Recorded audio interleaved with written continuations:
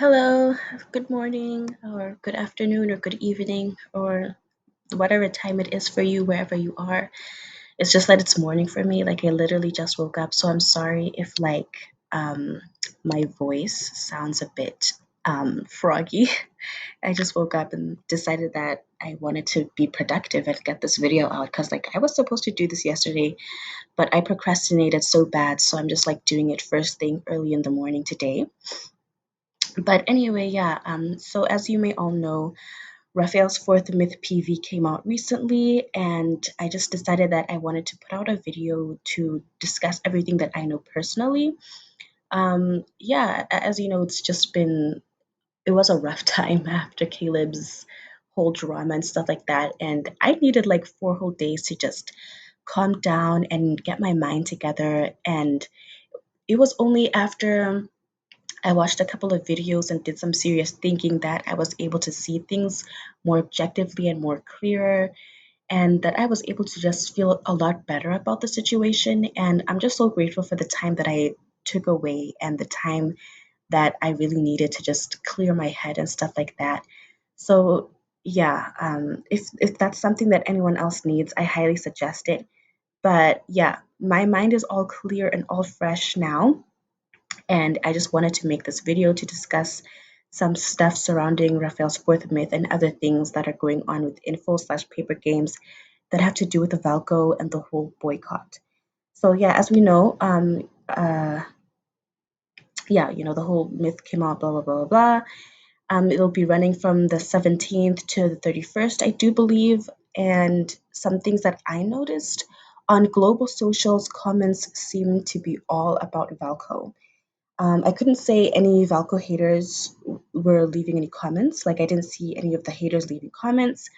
They only seemed to leave replies to comments, but none of them dared to make their own comments. And this was just what I saw. Like, I checked the comments yesterday in the morning, and there were already thousands of comments up. And from what I could see, like, I scrolled on all of the different Raphael posts, and that there were so many of them. There were even some of them which were doubled, I believe. But yeah, I scrolled on all of them, I left comments on all of them, and I just noticed that all of them, dare I say all of them, were asking for Valko, and not a single one was bashing on Valko. The only times I saw the haters appear was when they were like leaving replies to comments.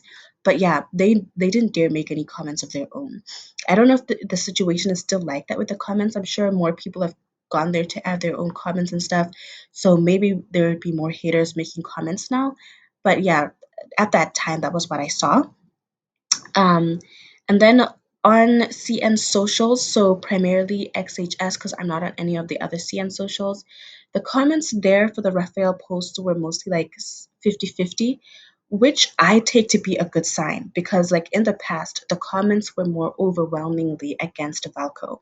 So on the Caleb posts and stuff like that, there was still a bit of a war with Caleb mains or just with other players, and then with with the Valko supporters.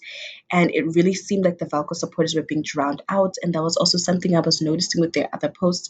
But these Raphael posts stood out to me, and they were so refreshing because it was really 50-50. Like, no side was drowning out any other side. And yeah, I feel like this could mean several things. This could either mean like the Valko haters in China are fading out. Either they're losing members or they're losing their focus. So not a lot of them are caring to go and voice their concerns online. Maybe they're moving on to other things. Or like this could mean that the Valko supporters in China are growing in numbers. They could also just be getting louder, getting bolder as the movement goes on. Or both. Both could be happening. The Valko haters are fading out and the Valko supporters are growing and getting louder and bolder. But I really take this to be a good thing. I also noticed that on XHS, Valko haters really had to spam comments multiple times. Now, I'm not saying that Valko supporters weren't spamming either. However, I noticed that Valko haters were only spamming, like they had to rely on spamming. Like, on XHS, there's this thing where like they leave a comment and then they reply to their own comment, like hundreds of comments on hundreds of replies on their comments just saying the same exact thing that they were saying before, and that kind of like, I guess, boosts the comment up, and it makes it seem like the comment has a lot of engagement and stuff like that, but it's really just spamming. And honestly, I don't even know why it's something that's allowed to happen. But yeah, if you look at the comments on XHS for that post, like, there's hundreds of thousands of comments, but it's mostly just spam from the haters.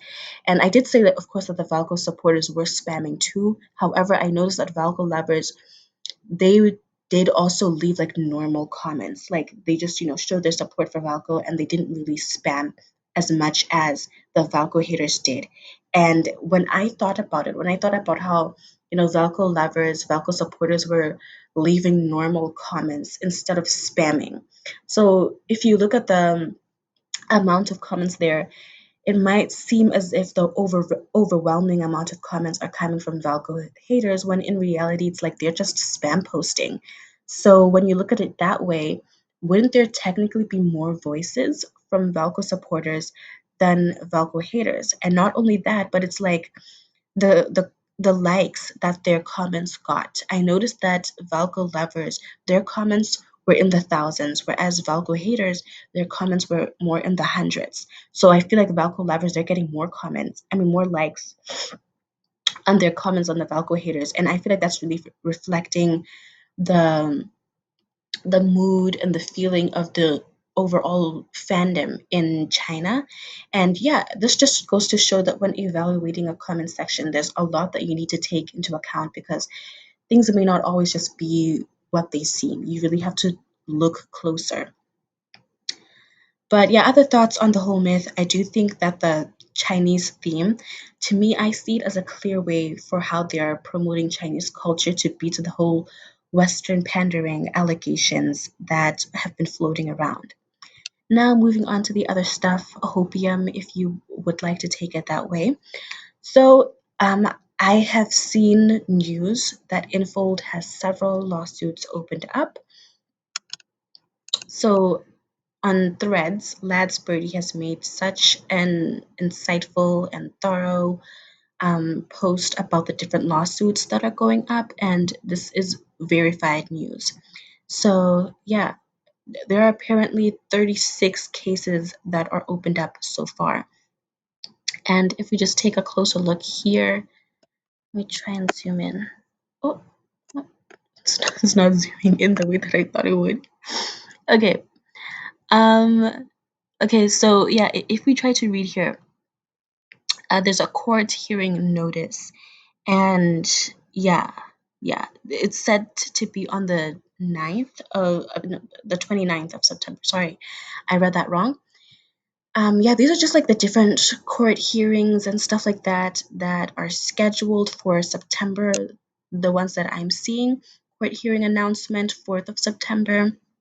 The defendant is Wang Bin, but I don't know who that is. There isn't a lot of information into the details of it, but we can find out the dates. The 2nd of September, 9th of September, and the earliest one is the 1st of September that paper games will be going through and stuff like that. We can even find out like where the court hearing is going to be happening. If you look at that, and for anyone who has questions, um, who might be wondering if like this really is news from a reputable source.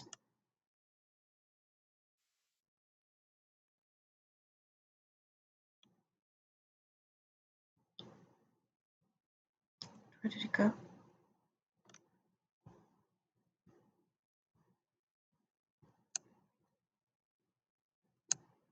Oh,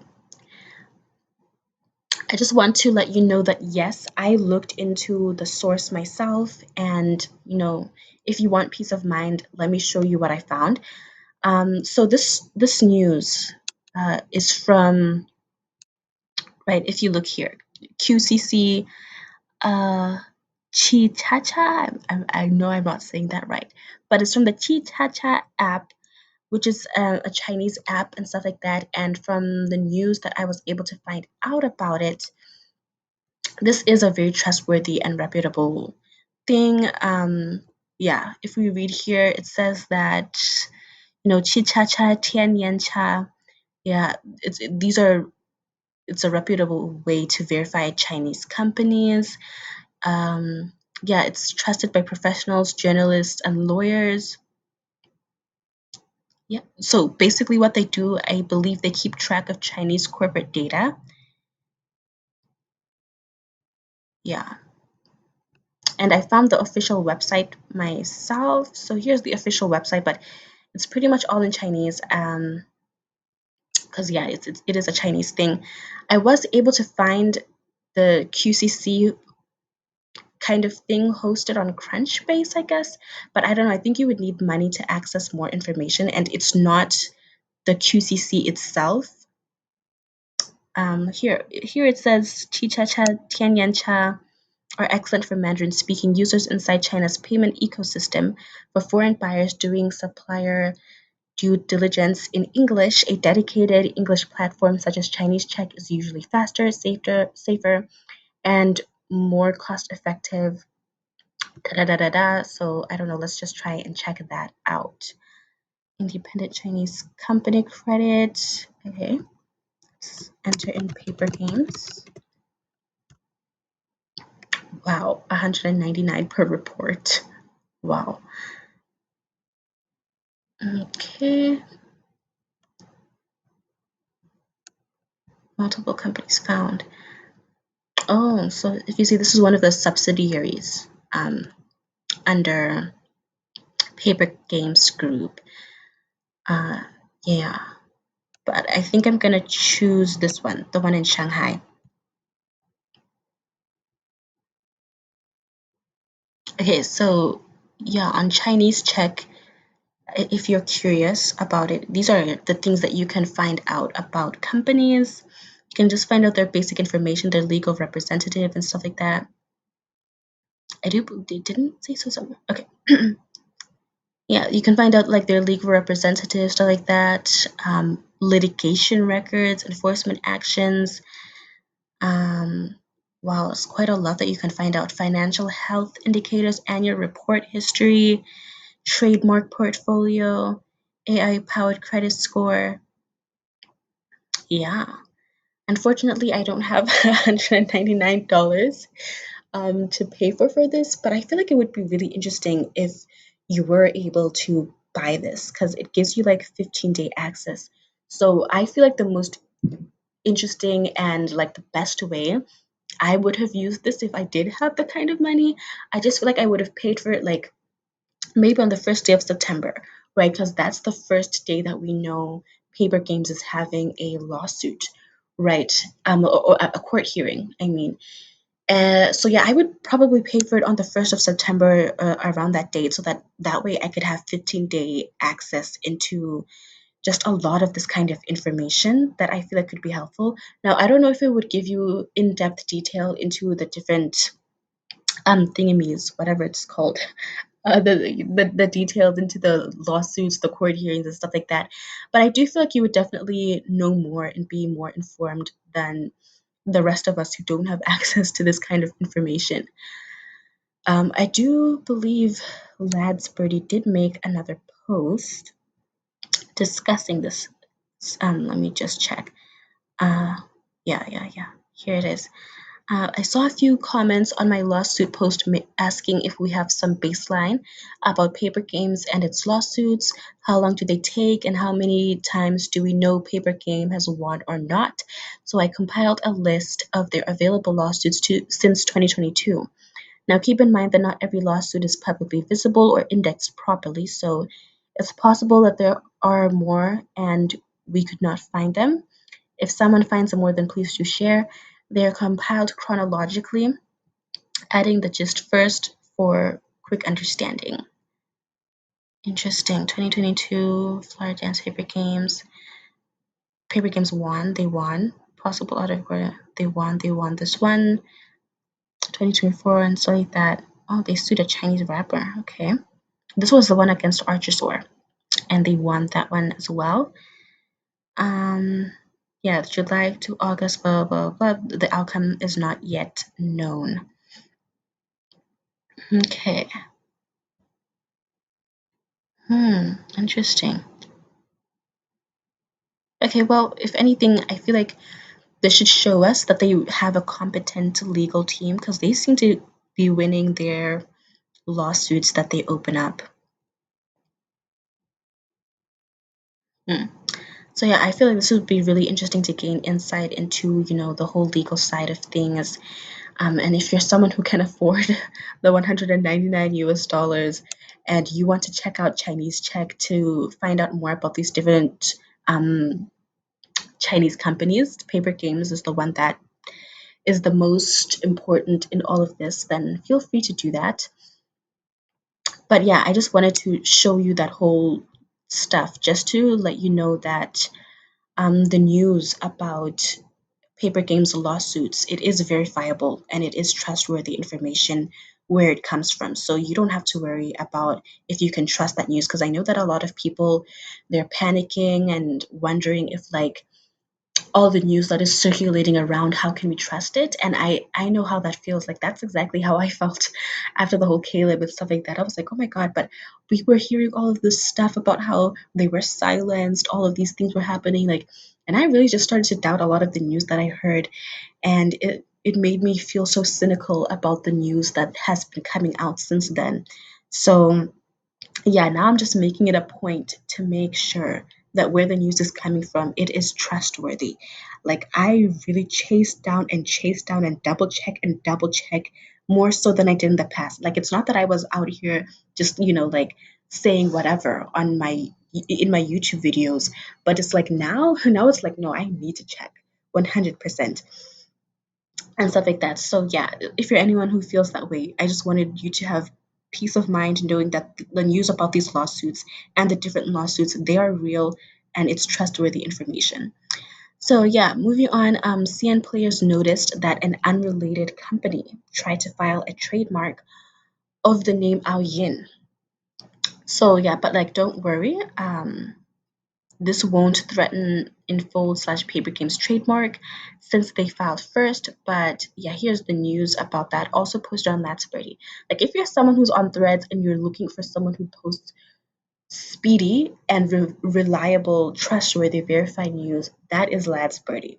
Like they're always on top of it, and not only that, the news that they post is so trustworthy. So yeah, let's just quickly read what it says first. Um, Girls found out some random gas oil company applied for Ao Yin name as trademark under the same category as Paper Games on July 6th. So class 41 and 9. 41 is game operations, 9 is scientific instruments. The good news is legally Paper Games applying before, so they applied their Ao Yin trademark on the 22nd of June. So they will probably have their legal rights first. Um, yeah. So if we take a look at it, interesting. I guess these are like the dates and stuff. This is the English translation. Hmm. Yeah. So on July 6th, yeah, they tried to apply for a trademark on the name Ao Yin, and the company is Shanxi Dechang Oil and Gas Technology. Like, what even is this company? Why were they trying to apply for a trademark on Ao Yin's name? And these companies are saying Shanxi really doesn't have any game companies. Honestly, don't get why they're trying to jump on this bandwagon. It's a company that does oil, gas, and hardware stuff. Sometimes you gotta dig deep into the equity structure to see who they're really registering for. Some are just doing it on behalf of others. This is wild. Looking at their bidding stuff, it's even less likely to be about games now. Like, what is a real manufacturing business doing this for? Does the owner have a little princess who plays SK or something? Did she make her dad the legal rep squad on these trademarks? But yeah, that is crazy. That is wild that like some random company was out here trying to apply for trademark on Ao Yin, like the character, on the 6th of July. But yeah, thankfully, uh, what's this Paper Games was able to apply for their trademark before that on the 22nd of June. So thank goodness that happened. Hmm. Okay, let me try to read this, even though I want to be able to zoom in, but we saw how disastrous that was before. I don't know why this won't let me zoom in. Is there another way? Okay. Okay, June 22nd, according to the trademark law, the later application will be directly rejected. Review period. The statutory review period is within 9 months.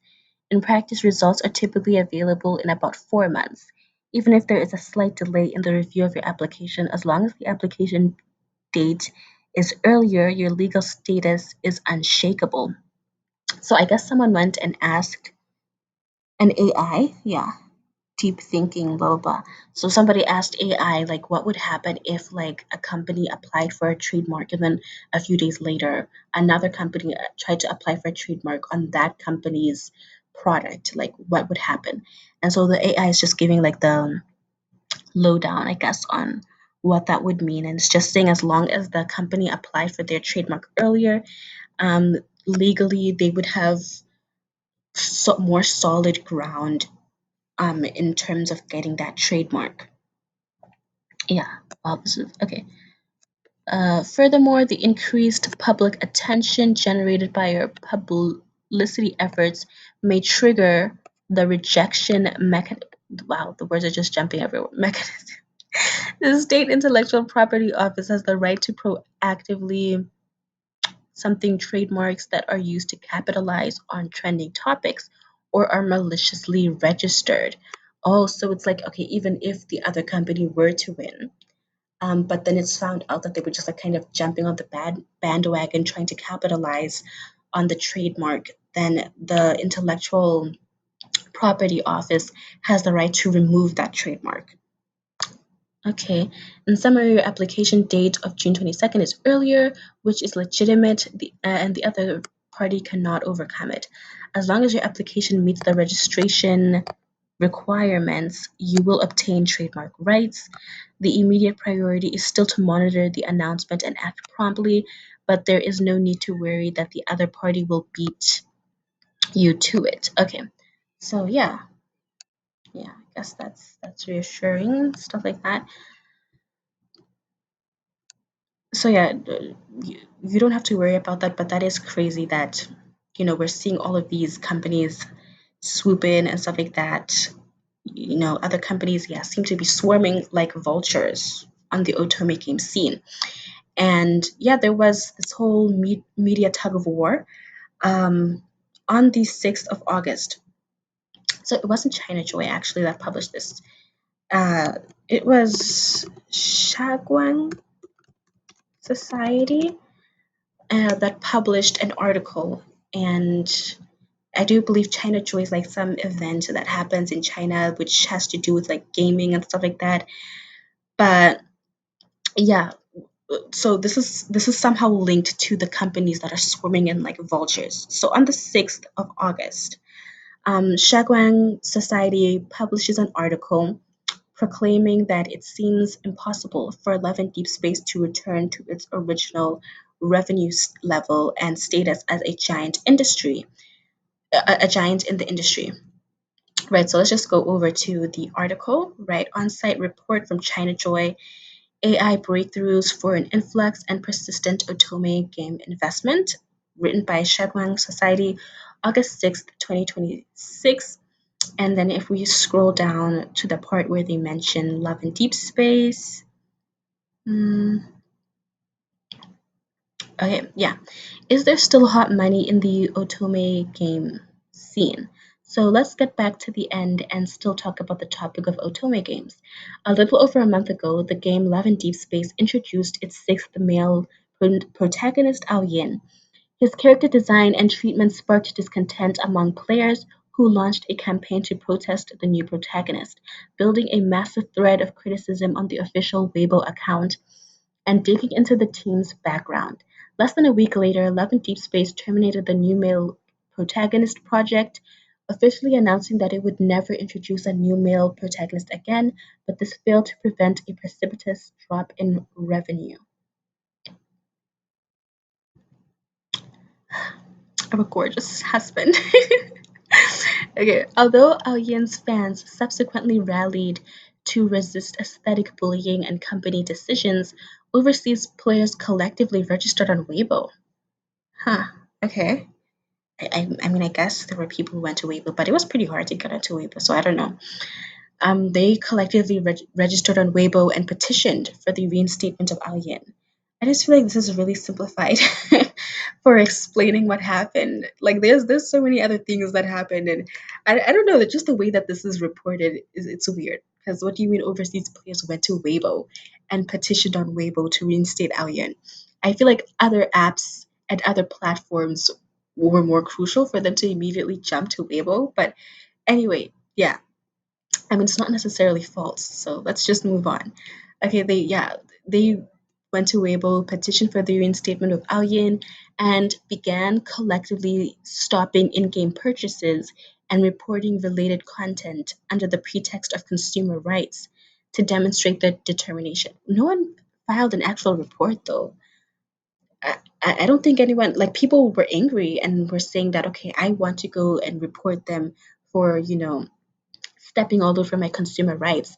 But I don't remember any players like actually going to the law to file reports against paper games. But anyway, yeah, yeah, they began filing under the pretext of consumer rights to demonstrate their determination. It seems impossible for Love and Deep Space to return to its original revenue level and status as a giant in the industry. So they're a news station and they're already being like, yeah, like it's impossible for Love and Deep Space to return. And then I guess they're just tracking like the revenue dropping and stuff like that over the days and stuff like that, that things have been happening. And then it goes on to say, however, this has not diminished the industry's and players' enthusiasm for the otome genre. During China Joy, long lines of players consistently formed in front of the booth of a certain otome game that had not yet been released. Okay, I'm just gonna highlight that. A certain otome game that had not yet been released, but I'm not gonna name names because I don't do that here. But yeah, and countless players carried its promotional materials as they wandered around the venue. When Xia Guangshi inquired about the source of the materials from one of the players, she clearly pointed us towards the booth and revealed her open attitude towards the Otome game. I'm really looking forward to the game's release, and I'll probably try it out. In fact, as Xia Guangshi learned from interviews with several AI game industry professionals, Otome game players have the most open consumption attitude and the highest enthusiasm for spending. So yeah, this just reads to me like people are noticing the otome game market specifically in China. And by people, I mean companies. So yeah, they are undoubtedly among the highest net worth users in the game industry, and this user advantage remains a hot money opportunity that the industry cannot afford to miss. This popularity has even attracted companies from outside the gaming industry to enter the market. Coincidentally, payment company Lian Lian Pay and insurance intermediary platform Yuanbao Data are both recruiting for otome game planner positions. Meanwhile, at China Joy, a leading social media company, told Shaguangshi that it is considering entering the otome game market. A leading social media company. Interesting. Okay, as the bustling China Joy comes to a close, okay, blah blah blah blah. I don't think maybe that part is important for me to read. But yeah, what I've read so far, this is just how I'm taking it. Yeah, it seems like companies, like I said, they're noticing the otome game market now that everything is happening with Love and Deep Space. They have been realizing how hot the otome genre is when, I don't think it ever was considered all that hot. Like people just didn't really consider women as being a strong market audience in video gaming until I guess Love and Deep Space did what it did, with Love and Deep Space, you know. So yeah, it just seems like now a lot of people are noticing they want a piece of the pie, okay, and it's like on any normal day, I would be all for it. I don't believe in monopolies. I do believe that if you have something that you are willing to offer and it's well thought out, it's well made, you offer it up. Let the consumers decide if it's something that they want for themselves. Right. And I do believe that healthy competition, it's good for companies because it pushes them to do better and better and to offer better things to their consumer market, da da da da da, all that stuff like that. But what's just really upsetting and what's really dirty is that this doesn't feel fair. We've already heard all these rumors about water armies and competitors, and there's a lot that's unverified, but we've seen newspaper articles publish verified news talking about how competition needs to be happening on fair grounds and not using dirty tactics. Even though those news articles, they didn't post or share any kind of like specific company names and stuff like that. However, I do believe there's been a lot of reasonable reasons to say that the whole situation with Love and Deep Space, it hasn't felt like healthy competition. And yeah, it really just feels like vultures swooping in, trying to pick at the carcass of Love and Deep Space slash Infold's, troubles and stuff like that. And that's just really a dirty, icky feeling, especially with that whole company that was registering trademarks out of nowhere. And yeah, it just, it doesn't feel right. But anyway, like I said before, there was a media tug of war. So that article was posted on the 6th, right? And on the 7th of August, another article was posted on People's Daily in China. And this one talks about, the 15th five-year plan, which is, a plan for Chinese cultural exports, where video games are part of it, and specifically Love and D Space is also a part of it. And yeah, this one takes a more of a focus on Shanghai, how they'll be focusing on enhancing the digital service capabilities for enterprises going global. Yeah, People's Daily Online published on the 7th of August.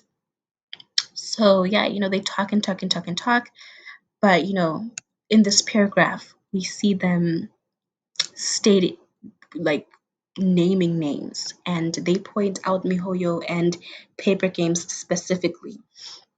And a lot of the players in China were taking this as like endorsement from the People's Daily platform, right? Saying that, you know, paper games is really, really important for what Shanghai is trying to do in overseas expansion and stuff like that. And the reason why this reads as such a tug of war with the media is like, on the one hand, okay, you have this smaller but still prominent, Shaguang Society is a prominent Chinese news media and industry think tank tracking Chinese brand globalization and corporate overseas expansion. So it's like they're not a lowly newspaper thing or whatever. They are pretty reputable and stuff like that. But yeah, here it says, which I asked the AI, which is more impactful, People's Daily of China or Shaguang Society, and it said that the People's Daily of China is vastly more impactful. They operate on entirely different scales of political authority, global reach, and institutional purpose. Right. And then there's just a comparison. So People's Daily's official state-run newspaper and media group, whereas Shaguang Society's commercial new media and industry think tank, institutional authority highest in China. So they are the official organ of the CPC Central Committee, whereas they are a private industry intelligence entity. They focus on national policy, state ideology, and global diplomacy, whereas this is more of a corporate overseas expansion and tech trends. Their audience scope is hundreds of millions globally, governments, markets, citizens, and then their audience is niche corporate leaders, investors, and tech professionals. Impact type, policy setting and macroeconomic direction, and then this one is tactical business and intelligence sector reporting. So each one is important, I guess, within its own field, but just like when we look at all of it zoomed out and in general, it's People's Daily that's the most impactful, right? And it just feels like, with the Shagwang society, the way that it reads, it's kind of just like, oh, everyone, get over love and deep space. It's dead already. It's impossible for them to ever rise up. Instead, you should be looking at all of these other companies that are coming out with games. This unnamed company that hasn't even released their game yet, right? You should be looking there if you're someone who's interested in Otome games. That was very much the tone of that article.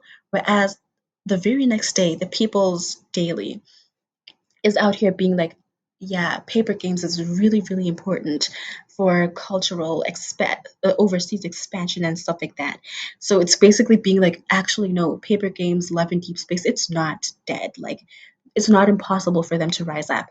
I mean, of course, I know that's not what's like being said, but I don't know. That's what it's giving, right? Which I think is really promising and exciting. Anyway, oh my gosh, this this video is getting pretty long and we still have things that we need to talk about. Okay, so yeah, on top of the new laws that are coming into effect in China in September, it seems that even Chinese social media platforms are doing their part to try to minimize the effects of cyberbullying, malicious rumors, and fabricated online traffic with their new platform rules. Where is it? Okay, yeah. Weibo has stated yesterday they are changing their golden orange V rules to discourage toxic engagement. Fan wars, insults, doxing, inciting conflict, fake interactions, and vulgar content will no longer help creators' stats.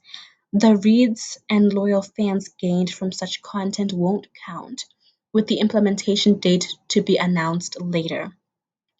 So yeah, guess who would be impacted the most? It would be like the fandom leader, I guess, who is against Valko.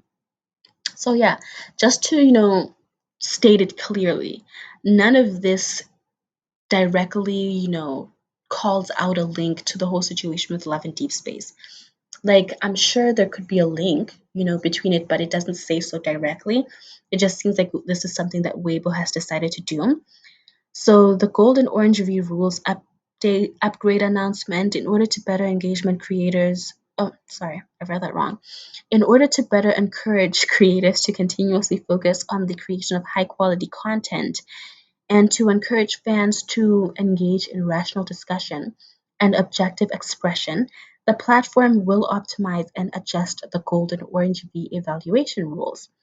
For post and interactive discussions involving provoking conflict and opposition, including but not limited to mutual attacks and insults, putting others down, comparing them negatively to provoke conflict, inciting opposition, etc., fake interactions, vulgarity, and other such behaviors. The number of core fans, loyal fans, diehard fans, and number of reads generated by them will no longer be included in the golden orange V data statistics. So, yeah, the purpose of this adjustment is to further protect the creative rights and growth opportunities of high quality content creators, create a healthy and orderly environment for the creation and discussion, and allow Golden Orange V posts and interactive discussions to truly return to the essence of high quality content. So, if you're wondering what the Golden Orange V thing, I guess that's just like the verified mark. So, even on global social medias, there's that blue flower looking thing with like a tick inside of it that's kind of like a verified mark that people use to show that they're verified. So I guess over on Weibo, it's like if you have like a golden or an orange V next to your profile thing, uh, right, it means that you're a verified account. And these are some of the accounts that have been ringleaders in you know, spreading rumors about Valko and stuff like that, and see how they have orange V's, golden V's, and stuff like that to show that they are verified and stuff. So these would be the accounts that are affected by the platform rules changing and stuff like that. So I think that's really good news. Um, Also, just to expand on the whole scene of how corporate businesses are being slandered and stuff like that. As we can see, there are whole laws that are being implemented in September. And platforms, huge platforms in China like Weibo, are even implementing platform rule changes, guideline changes, upgrades, and stuff like that in response to this specific thing. And in Shanghai, they seem to be dealing with a rise in online rumors. A lot of them are AI related that aim to slander companies or businesses in order to gain followers or just for business related purposes. Right. So I found this over on Xiaohongshu Red Note. It's like a news segment. Right. And okay, if we read over here, so this person posted this, and I do want to clarify that the original poster of this, they weren't posting this in relation to anything Love and Deep Space related, nor is the like original CCTV news segment. I don't think it draws any like links to paper games or Infold or Love and Deep Space and stuff like that. So yeah, let's just go ahead and read this. On August 13th, CCTV News Focus Today program broadcast a report stating that Shanghai has investigated and dealt with over 140 cases of online rumors involving enterprises this year and has punished over 180 people according to the law. Typical cases 1. Fabricating rumors about e-commerce return rates. On February 8, Yangpu police cracked a case. Netizen Lei hired multiple people to post false information claiming that the return rate for women's clothing on a certain e-commerce platform is 90%, negatively impacting the platform's operations. 2. Posting false information about food delivery. On March 2, Qingpu police cracked a case. Netizen Liu downloaded and removed the AI-generated label to post a false short video claiming that a delivery person repackaged noodles that had fallen on the ground for delivery. Netizens Gao and Wu followed suit and posted false information in the comments section. Number 3, using AI to fabricate rumors to attract patients to hospitals. On March 6, Huangpu police cracked a case. Chen and Tsai used AI to fabricate false medical articles, publishing them on WeChat public accounts, claiming that an organization was collaborating with a well-known top-tier hospital in Shanghai to drive traffic to another hospital. The articles contained a large amount of false information, seriously damaging the hospital's reputation. Currently, the individuals involved in the above case have been administratively detained or published. Okay, to the tactics and harms of rumors involving enterprises. 1. Tactics of spreading rumors. One type involves self-media outlets exaggerating or fabricating false information to gain followers and attract attention. Another type involves commercially motivated, malicious negative evaluations and dissemination of competitors' products or company images. Some accounts even use trending events and AI tools to maliciously create rumors, incite emotions, and cause confrontation and conflict. 2. Social harm. Experts say that rumors involving enterprises not only harm businesses but also affect the entire market order and social atmosphere.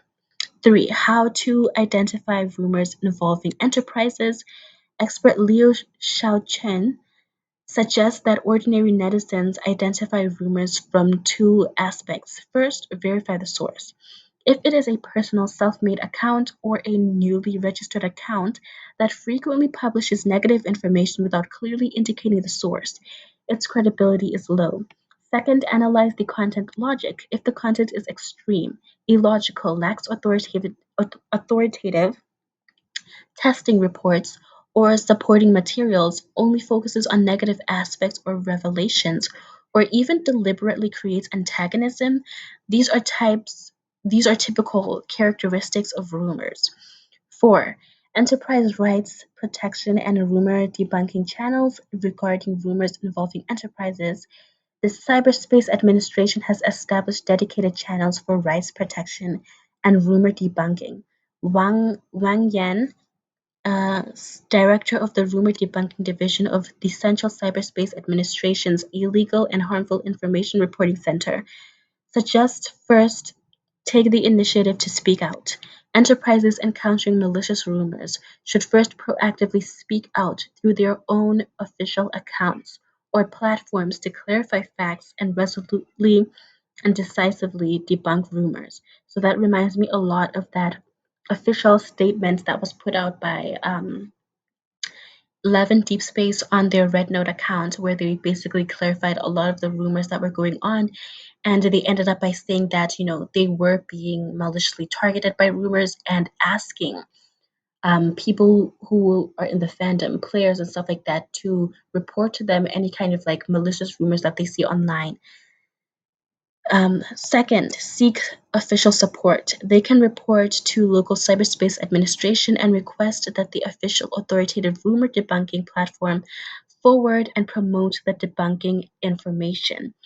Third, file complaints and reports. Report rumors on relevant websites and platforms, or file complaints and reports on the official reporting platform of the Central Cyberspace Administration's Reporting Center under the rumors category, uploading authoritative debunking information as core evidence to ensure rapid handling of rumors. Yeah, it seems like that's everything that Love and Deep Space did. So, yeah, there are even people in the comment sections who are saying things like, isn't this Identity V? Why are so many people mentioning Love and Deep Space in the comment section? So remember how I said like none of this, whether it's the CCTV segment or the official person who posted this, none of them were making direct ties to Love and Deep Space, but it's like people in the comment section are like, oh my god, this makes me think a lot of everything that's happening with Love and Deep Space. I know someone saying because Deep Space is the subject of the most widespread rumors. Yeah, another person mentioning Love and Deep Space here. At Love and Deep Space, hurry up and take legal action to bring the little wolf back to the forefront. Yeah. At Love, and people like adding Love and Deep Space supports companies in protecting their rights, support business in protecting their rights, and stuff like that. Yeah, this is so interesting to see. I feel like this is even good for like the general public. So people who are just like watching this kind of media, right? And now they go to the comment section and they see what's happening with Love in Deep Space, and then maybe they might think to themselves, "Oh my God, like I recently heard all of this negative news about Love in Deep Space," and so through that, like the regular people might come to understand that everything that they heard about Love in Deep Space were in fact rumors, and that's very helpful. So yeah, if you're someone who wants to watch the news segments that were you know on CCTV and stuff like that, and you want the subtitles, you can go over to Lads Birdie on Threads. There are videos that are shared there with subtitles if that's something that you're interested in. So yeah, anyway, the last one of the last things I guess that I wanted to talk about is the whole vanishing boycott and stuff like that. I saw people in my comments section in my last video talking about how um I should, they recommended Levin Chick Space's video titled "A 20-Year Game Dev Explains the Caleb Times of Valko Backlash," right? And it really gave me a lot of insight. So thank you to all the people in my comment section who recommended that video to me. It was actually one of the most helpful videos that helped me with dealing with, the whole turmoil of emotions that I was feeling at that time. And, one of the things that really stood out to me was the whole vanishing boycott phenomenon thing. I forgot the actual official name to it, but it's talked about in the Love and Cheek Space video. And, you know, it's something that it's what basically kills a boycott and what companies expect to happen. So this is the 4 to 6 week mark, and it is crucial that around this time we do not burn out and we keep engaging meaningfully with the boycott online. One piece of advice that really stood out to me was that in comment sections, in order to actually get recognition and make our comments count, we should just use 2 hashtags instead of a wall of hashtags, as that messes up the algorithm and it actually backfires on us. So yeah, Lastly, I just wanted to offer some encouragement. I honestly didn't feel discouraged by Raf's new myth the way I did when Valko's card was announced. I really took that one hard, but I spent a while calming down and trying to look at things more objectively. Right now, with Raf Smith, I really feel for the people who are upset and frustrated. I resonate with them deeply, and I hope that they will remember it's okay to step back and take care of yourself. For me, I think I'm okay this time because we were all told to expect Raf's fourth myth first in July, then in August. We were told this directly from Infold, so it was something that was expected. And looking at the number of days left in August, I just knew it wouldn't be possible for them to release Valko first unless they made another postponement on Raf's myth, which I just didn't see them doing. So I was far more mentally prepared for this one, whereas for Caleb's card, that really felt like it came out of nowhere. In that letter canceling Valko, they referenced Caleb, but they mentioned making a main story for him. They never said anything about a card or a banner or anything like that. So it felt like being sucker punched in the gut when they first, um, the very first time they broke their silence was to give us something that no one had even anticipated. Anyway, my heart is completely on your side if you're just a human being who is feeling frazzled and frustrated with everything that is going on. I read so many wonderful and encouraging comments on my last video that tears came to my eyes. Like, I'm not even lying. I was so touched. So today I decided that I would be the voice of encouragement for anyone who needs it. It is so difficult out there. So, just take care of yourself. I hope you give yourself time to reorient yourself. And if you decide to come back to the boycott, I hope you do so with a clear heart and mind. Everybody, if you look at how Caleb's card did, which it honestly did not do very well, you don't have to fear anything about Valko supporters putting our money where our mouth is. I believe everybody who says they won't spend on Rath's card. And I hope we can all continue to stand together to show Infold that they better bring that wolf back fast. Like, I feel like around the beginning of this whole boycott and stuff like that, we were seeing people making, you know, claims and saying, "Oh, I'm not going to spend, I'm not going to do this, I'm not going to log in." And at first it was kind of like, "Oh, do I trust people when they say this?" But I feel like now that we are seeing all of these kinds of like informations coming out about Infold's revenue and how Caleb's card did, I feel like we can definitely put trust in our fellow players who are saying that they will continue to boycott. So don't worry about how Rath Smith is going to do. And that is to say that I'm not shaming anyone who is going to be spending money or who is going to be pulling for this card or logging in or whatever. That's really not what I'm trying to say. Like, if you're not part of the boycott, or if you are part of the boycott but it's just not a priority to you to um boycott Rath's specific myth, because I did see that there were people who were saying things like, "Oh, it's really important to me to get this myth and stuff like that, because even if there's going to be a rerun, reruns are so much more expensive and they run for a shorter time. So let me just, go ahead and get this companion right now." So if you are one of those people, I'm really not shaming you or anything like that. I'm just saying for the people who might be worried, like, "Oh, what if this messes up our progress so far?" Like, I'm just going to say that don't worry. There's still so many people who are like, they are prioritizing this boycott and they are saying that they will not spend money, and we can definitely trust them that that is what they're going to do. So anyway, yeah, that's all that I have to say today. Thank you so much for watching. I hope this video was helpful for you. Bye.